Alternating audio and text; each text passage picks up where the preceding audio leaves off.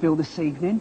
Let's talk first of all, if we can, about the sugar cubes. We'll get that subject out of the way first of all. Okay. I mean, how do you sort of look back at that period? Well, the best thing about Sugar Cubes was it was not a full-time band, and we never made any sort of long-time period plans. So we always did just one record, and then we all went off to do whatever we're doing. And then maybe a year later we did another one. In a way, that's still the situation.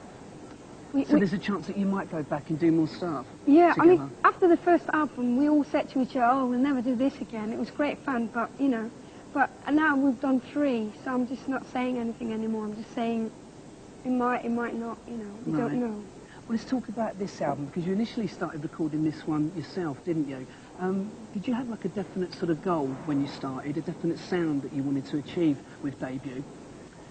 Sort of, you know, I wanted to be all sort of things, like harps and saxophones and techno beats and kind of like no style would sort of limit what I wanted to do. So kind of more focus on the songs, and each song would just get whatever he needed. It didn't matter what it would be. Right. I mean, after you did start, you brought in Nelly Hooper, who we know for his work through Soul to Soul. Yeah. I mean, that was probably, you know, I guess as far as your fans of the Sugar Cubes were concerned, a bit of an unusual choice. I mean, how did that come about?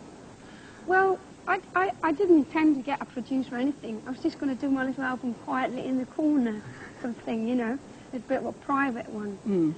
And then, you know, I kind of got to know him through friends, and we were hanging out a lot together, and it just ended up that after getting to know him, something sort of, you know, sort of magical was going on. We kept sending each other cassettes, and it's kind of like, you know, it's kind of like 1 + 1 is 3 kind of situation, you know.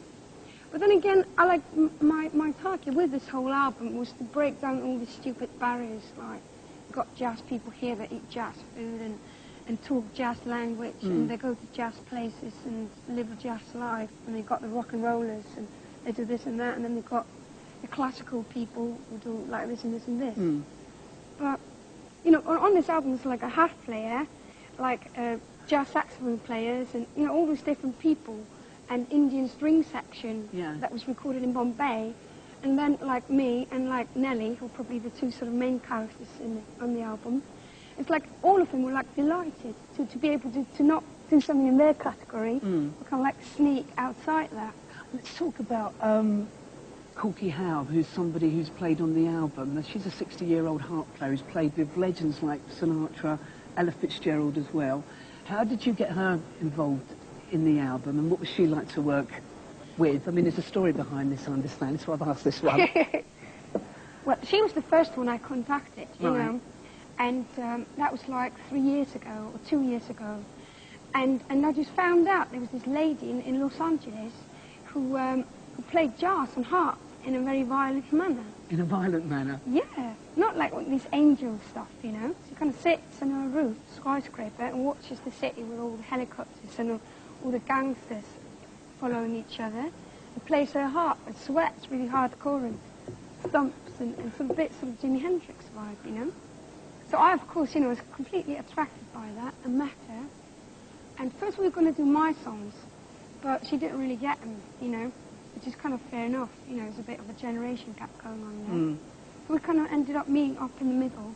So we kind of recorded the only cover version that's on the song, which is like Someone in Love, you know. So much fun. It was a bit of an excuse just to be able to meet her, do you know what I mean? It's like one of those characters you only meet once in your life, you know.